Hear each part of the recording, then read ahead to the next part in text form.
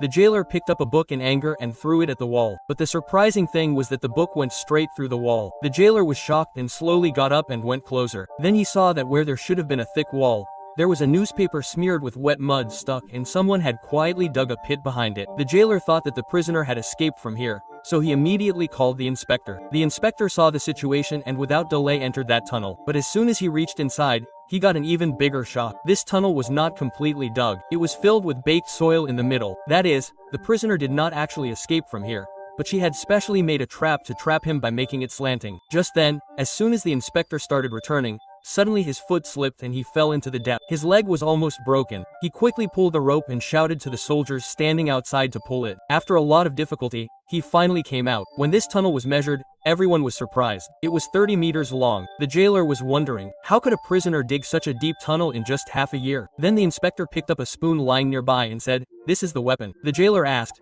"How do you know this?" Then the inspector picked up the soil fallen on the ground and sieved it, which revealed that it contained salt. Actually, this salt came from the daily food. Whenever the jailer brought food, that woman would apply the soup on the wall. This would slowly melt the soil and make it soft. Then she would keep digging the wall with the same spoon. But this would take a lot of time, so she ordered a lot of books from the jail and pretended that she studied every day. Actually, the second function of the books was to hide the pit. She would spread the soil on paper, then soak it and stick it on the wall. In such a situation, when the jailer would investigate, he would not find anything. When needed, she would open it and continue digging. But now the question was what was done with the soil. The answer was also surprising because the jail was built on a mountain height and strong winds often blew here. She would just throw mud out of the window and the wind would blow it away. After 6 months, the tunnel was almost complete and the escape plan began because the prisoner had not come out of her room for many months, so people had almost forgotten about her. Luckily, a senior officer came to inspect the jail that day. The entire jail was busy in preparing for the welcome with dance and songs. All the guards were busy in flattering the officers. Amidst all this commotion,